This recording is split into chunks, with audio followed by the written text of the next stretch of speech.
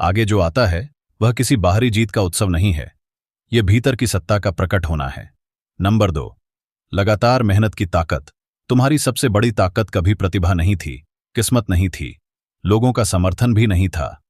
तुम्हारी ताकत थी रोज खुद के सामने ईमानदार रहना। जब कोई नहीं देख रहा था, जब कोई तालियां नहीं बजा रहा था, तब भी तुमने अपना काम किया।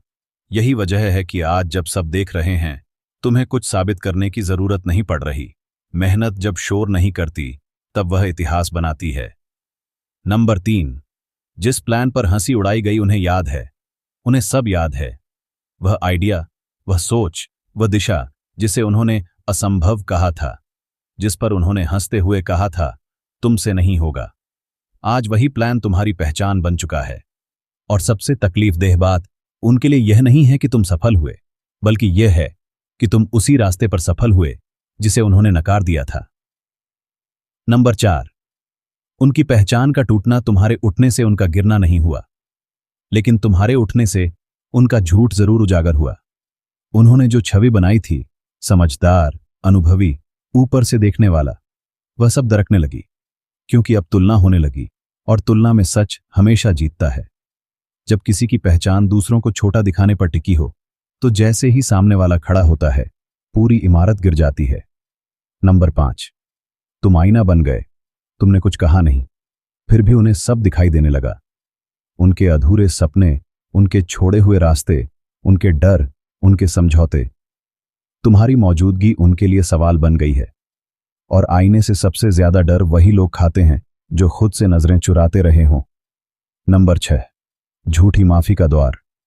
अब कुछ लोग आएंगे, नरम शब्दों के साथ, पुरानी बातों को गलतफहमी कहकर, लेकिन तुम महसूस करोगे कि यह माफी आत्मा से नहीं, हालात से निकली है। और तुम समझ चुके हो कि हर माफी को अपनाना जरूरी नहीं होता। कुछ माफियां बस ये साबित करती हैं कि सामने वाला अब डर रहा है। नंबर 7, यूनिवर्स का समर्थन। अब चीजें अपने आप होने लगेंगी। सही लोग, सही मौके, सही समय, जैसे रास्ता खुद खुलता चला जा रहा हो। क्योंकि जब इंसान अपने सच पर टिक जाता है, तो ब्रह्मांड को ज्यादा मेहनत नहीं करनी पड़ती, वह बस प्रवाह में मदद करता है। और यह समर्थन शोर नहीं करता, लेकिन अचूक होता है। नंबर 8, तुम उनके लिए सबक बन गए। तुम्हारा नाम अब उनके लिए प्रेरणा नहीं, एक चेतावनी है। एक याद कि घमंड कितना महंगा पड़ सकता है, कि किसी की शांति को हल्के में लेना कितना भारी पड़ सकता है। तुम वह उदाहरण बन गए हो जिसे वे दूसरों को बताते हैं, लेकिन खुद से छुपाना चाहते हैं। नंबर 9, ताज के साथ पैदा होना। तुम्हें यह ताज किसी ने दिया नहीं, न हालात ने, न लोगों ने, न सफलता ने। यह ताज तुम्हारी आत्मा का स्वभाव था। तुम बस इतने समय तक उसे पहचान नहीं पाए थे।